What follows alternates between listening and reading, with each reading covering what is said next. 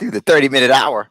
It's the personal development podcast for entrepreneurs and executive leaders who are looking to level up and become unstoppable. I'm your host, Eric Twiggs, your procrastination prevention partner. So my co-host, my partner in crime, Ted Fields, will not be joining us today. He is away at a conference. We wish him safe travels and much success. But today we're going to talk about how to turn data into mission success. And we have just the person to facilitate this conversation. He is a world-class expert in data management, and he served as chief data officer for the Space Force and chief data officer for the Air Force Space Command. And he's got quite a few other similar titles throughout the government. He's the author of a great book. It's titled Next Generation Data Management, Using Your Data Assets to Drive Mission Success. Please join me in welcoming to the 30-minute hour, Dr. Mark Brady. Hello, Eric. All right. Welcome, man. It is truly an honor to have you on the show. Good to be you. Good to be with you. Absolutely. Absolutely. So let's kind of give everybody some background perspective as far as how you got to this point. Mm-hmm. So when you were an undergraduate at UC Irvine, what was the vision that you had for your career back in those days? Well, I was very interested in physics because it's very fundamental among all the sciences. Everything comes from physics. So that's where I started out. And then I was studying under this well-known mathematician, and he convinced me to change my major to mathematics. Oh, So wow. I started out with the goal of becoming a physicist. So that's interesting. So how did you go from this goal of being a physicist to end up getting into data management and some of these other areas you've gotten into? Yeah. So after being talked into majoring in mathematics and had most of the major in physics as well, so studied both. Then in the master's program, I started looking at artificial intelligence, getting interested in that. So started taking a lot of classes in artificial intelligence and computer science to go with my master's degree in mathematics. So then from there decided to get out into the work world to make some money. I was watching these young guys go out there and, start their careers and everything. So I thought I better do that. And so I started working in the area of mathematical modeling for automotive design and doing things like helping the merger of Mazda and Ford company. Hmm. So that was interesting, but really started to get into AI like computer vision. So there was another company called Bioimage, and they used to do electrophoresis, which is basically DNA fingerprinting, and started professionally doing computer vision in that context on electrophoresis data. So Okay. that's how I started getting into AI. And from AI, then AI, it goes from a biomimetic approach to more of an engineering approach. And so with regards to the engineering approach, The joys, Dr. Mark, the joys of a live podcast. You just anything can happen. Anybody can just walk yeah, in. You just that's never right. know. Yes, you can always edit out things out Right. later. For those of you that are listening, my son just walked in the room as we were talking. But good. I'm sorry. Go Okay. ahead, Dr. Mark. Continue. All right. So, all right. So I'm doing AI, doing computer vision, and things fluctuate between an engineering approach, things like expert systems and biomimetic approaches like neural nets. And I was looking for ways to get the field off the plateau. So I said, I'm going to start studying neuroscience. So then I went out and I got a doctorate in neuroscience and became a professor of neuroscience, Hmm. doing research in that area. So, so I'm in neuroscience and in academia. And one thing that I started to notice was that there was really a big emphasis on raising money for the university, federal funding, more so really than teaching or doing research. So I thought maybe I should cut out the middleman and just go to work for the government. Hmm. So I started working in natural resource management. And I guess what this shows is that you can really move around from one field to another fairly quickly if you have a good foundation. Mm-hmm. So I was working Natural Marine Fisheries Service, which is part of NOAA. And in that role, this is when I first started to focus strictly on data, working as a statistician and an analyst. And as part of that, and well, first of all, being an analyst is a great segue into being a data scientist because you can see the data systems, how they're feeding the data in. You're working with the customers, what their requirements are.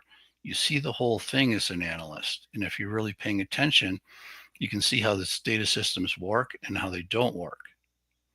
And so in my spare time, what I started doing was redesigning some of the data systems for the organization.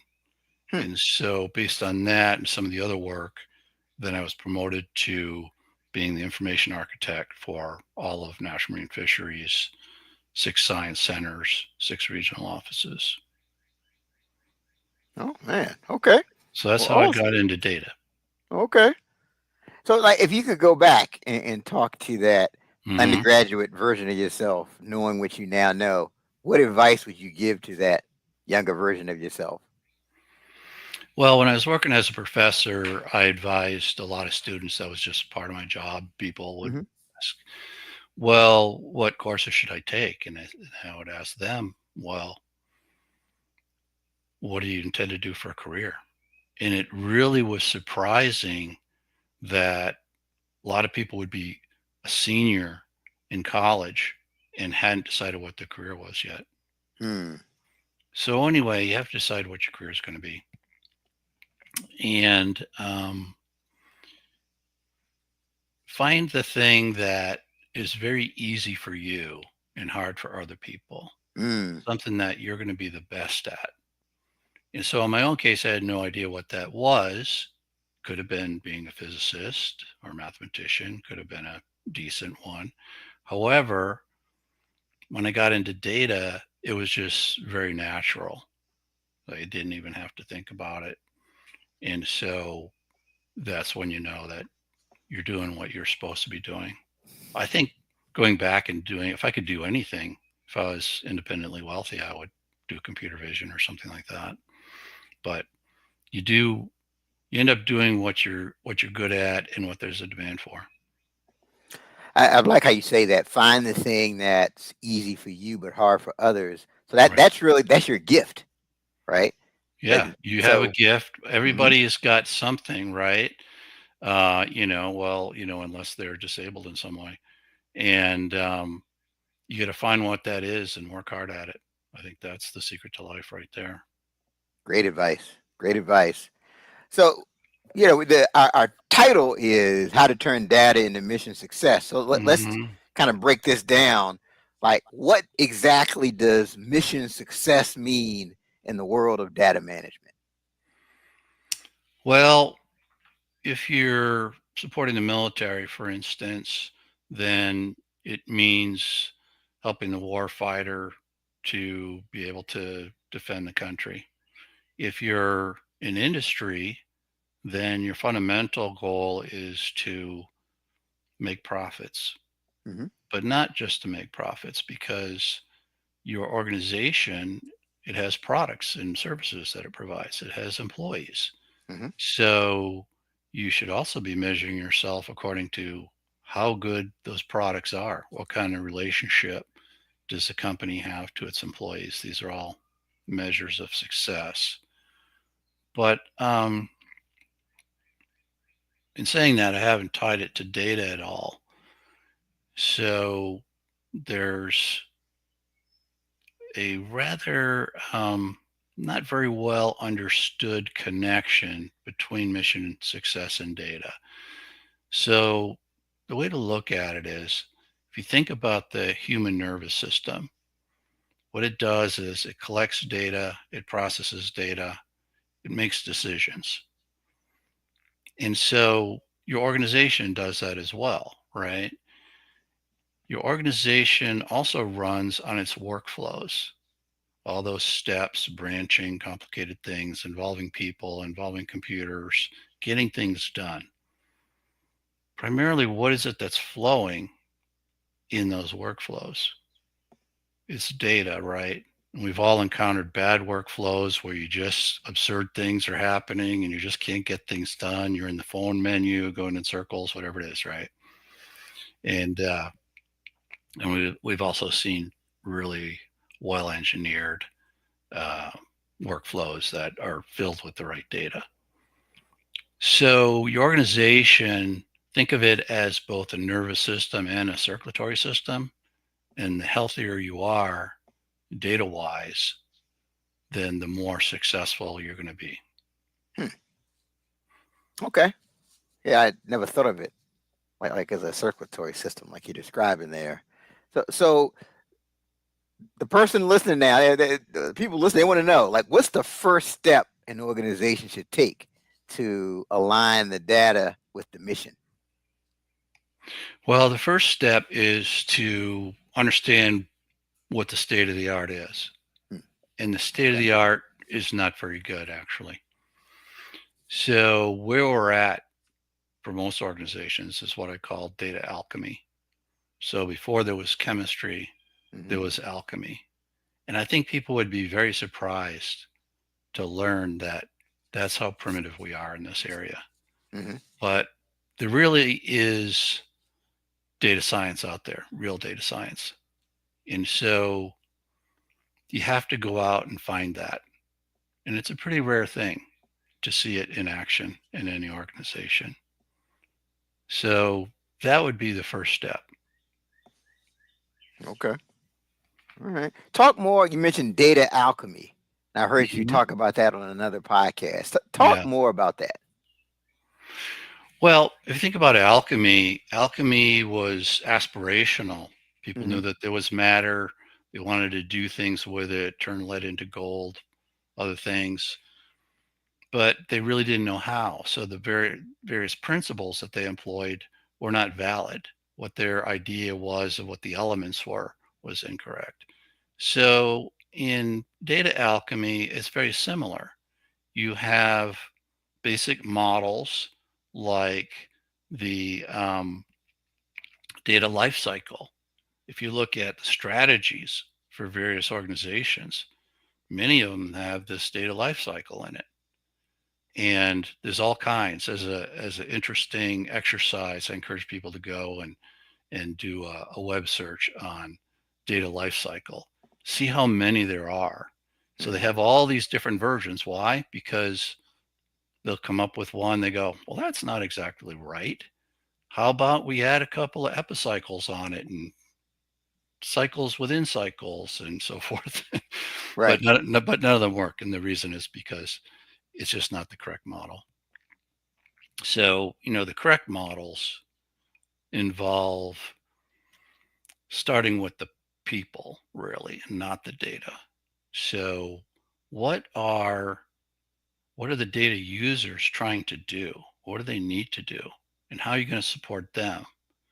So, if you can do that, then you're really on your way to doing some real data science, or at least you're at the point where you're laying out the problems that you need to solve. And then once you solve them, that's when you've got data science. Got it. Okay. All right. So let's talk about your experience with Space Force. Mm-hmm. How did your experience shape your approach to data strategy? Well, the way it shaped my approach to data strategy is as follows. When you come into most organizations, and Space Force was no exception, the number one complaint that people have is that things are not interoperable. In other words, all the parts don't work well together. So, how does this come about? It comes about because an organization will build one data system, add another part to it, build a whole other data system, realize that these two things need to talk to each other, and it just kind of evolves. It's not really designed in any way. So that system of systems that you end up with is called the super system, and it can be a hodgepodge evolved super system, or it can be a designed one. So if you're going to design it, or maybe you come in and it's already the hodgepodge, well, if that's the case, in order to redesign it and make it more effective, you need to be able to see the parts. Hmm. But if the parts are all black boxes, if they're designed so that no one can see into them, then you can't really connect them together in any meaningful way. And so from that experience, I really learned to emphasize a couple things. One is transparency, visibility, if you will, into all the parts, right down to the bare metal, if I can use that metaphor.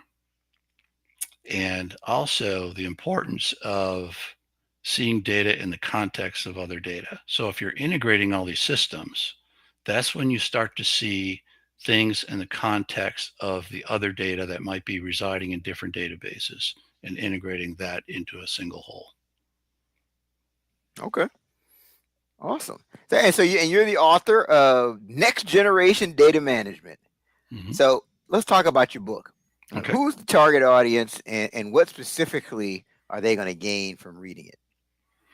Well, there's a couple of audiences. One would be managers within data driven organizations, and the other would be the people who actually work with data hands on. So I think a lot of people who are not hands on technologists, they might be a little intimidated by reading a book or any other material for that matter about technology. And the reason is because technologists often they jump right into jargon, and Mm, so they lose their audience, they lose their non-technical audience, and they even lose technical audiences that aren't specialized in their particular area. But there are chapters which are very readable for those people, and I think that it's super important for management to understand what technologists are doing. Very often you hear, oh, well, manager doesn't need to know that. The technologists are all taking care of that. Problem with that is that at some point those technologists are going to disagree with each other, and somebody has to make the call as to which way things are going to go. And if management doesn't understand what they're managing, they can't happen. And then the other audience is the hands-on technologists.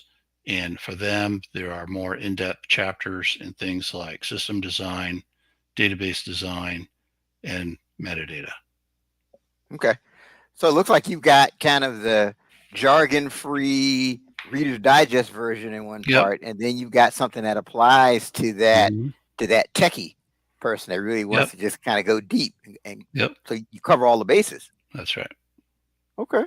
Yep. There's also a chapter in there about artificial intelligence, covers some predictions about where artificial intelligence is going to be heading and how to deal with potentially dangerous AI. Hmm. So, in fact, I'll be speaking at the Risk Conference in New York City in July on just that topic. Okay. I mean, give us kind of a sneak peek into AI and Hmm. where you think things are headed in the next 2 to 3 years. Okay. Well, large language models obviously were a major breakthrough. But if we look at the way that these things work, see that they're being fed by humans. And we had a huge backlog of information on the internet and so forth that we could shovel in there. But the physical world is really rich in humans feeding data into these large language models. We're forming a kind of bottleneck. So one of the next great advances where things are really going to start to accelerate is going to be a combination of advanced AI and robotics. Hmm. So we think about AI driving robotics, but it's going to turn the other way as well. And robotics is going to start driving AI because a robotic instantiation allows the AI to go out and start collecting its own data from the world. Hmm. Okay. So what should so someone who I guess they aren't a digital native, Hmm. you know, what should they do to future proof themselves and get up to speed, get more up to speed on AI? What advice do you have for that person who's looking to do that? Well, in a lot of cases, people want to apply AI to everything, and that's probably not appropriate. So, if you have a problem which is already solvable by deterministic algorithms that don't require AI that are very predictable, then you should probably continue to use those. The reason why is because AI is an attempt to mimic human information processing. And as we all know, to err is human, right? So Hmm.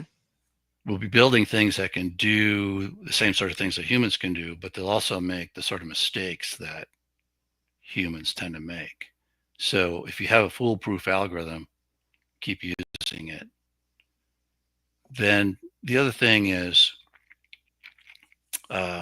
what I mentioned previously about robotics. This is where I expect we're going to see a major acceleration in the field. And then finally, there's AI safety. So right now, there's a lot out there about AI ethics and all this. And some of it is premature in the sense that there really isn't a danger at the moment. However, in the near future, there's likely to be. And so one should attend to things like the 6 laws of safe AI. Hmm. You want to talk more about that? I mean, you're not even giving away all six, but what are some of the? Can you Yeah. give us a couple? You got us on the edge of our seats here, Doctor Mark. What are Yes. some of these laws here? Yeah. So, without going in depth on all of them, they're Yeah. they're in basic categories, right? So Uh-huh. some of them deal with objective functions. So what would make an AI dangerous? AI, every AI is trying to do something, right? So if it's trying to do something which is dangerous, then that would make it dangerous, right? Right. It's potentially anyway. So in advanced AIs are going to have multiple objective functions. They'll be trying to do multiple things, right? So they'll have a main objective, and then under that, they have sub objectives, and for that, they have other objectives. So this is where a dangerous objective could be involved. But the prophetic science fiction writer Isaac Asimov wrote in his science fiction about the laws of robotics, in which he introduced the idea of a safety objective function. Hmm. So, what a safety objective function is, for instance, that an AI will not harm a human, for example, right? So, that's an example of a safety objective function. So, all AI should have a safety objective function. and those safety objective functions have to overrule all the others, because if you have multiple objectives, then which one is superior to the others, right? Hmm. And then there are other laws which deal with evolution. And by evolution, I don't mean it in the figurative sense to say humans are building better and better AI, that kind of evolution. I mean literally evolving AI, where AI evolves like organisms evolve, right? So when is Hmm. that going to happen? That's going to happen when AI starts building other AI, which is similar to itself, but a little bit different every time. So you could end up with something that isn't what you started with. Okay, so there's a potential danger in that. And this that seems kind of science fictiony, but in reality, software is already being used to write other software, right? Hmm. AI is being used to write software. So we're not far from having that sort of thing happen. That sounds kind of scary. Mhm. Yeah. So the the the whole point of something like the six laws is to take something which is scary Hmm. and make it manageable. What's Right. the best that we can do? Because we've heard folks like Elon Musk and Hawking, luminaries like that, say that AI is going to become an existential threat. And what I thought was very interesting about that, and not just from them, but the larger community, was it was just left at that. And people might be saying, well, we need some regulations or things like that. Well, that's not really going to be the whole solution. It would be a very minor part of the solution, really, because if you think about something like cybersecurity, can we solve the cybersecurity problem with regulations? Obviously not, right? Right. So Right. we're going to need best practices in order to Exactly. make sure that our AI is safe. We need to know what those are. Okay. Well, no, that's great. So, like, what's the legacy that you hope to leave in the world of data management? Well, the legacy that I would hope to leave would be the founding of real data science, that people would discover it and start using that, and moving beyond data alchemy. Fantastic. Okay. All right. So we are coming down the home stretch of the show. What is something from today's episode that you would want people to remember and write down?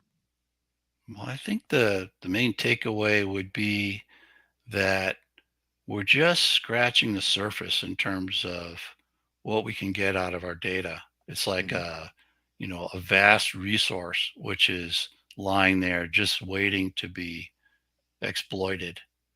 So get out there and make the most of your data and find out how to do that. Fantastic. Now, I think you hit on a lot of key points, but I mean, for me, the thing for everybody to write down is what you said at the beginning, even when you were talking about, find the one thing that's Hmm. easy for you, but it's hard for others. Yeah, that too, in terms of setting your course for your career. Exactly. Yeah, I think that'll definitely help to set the course there.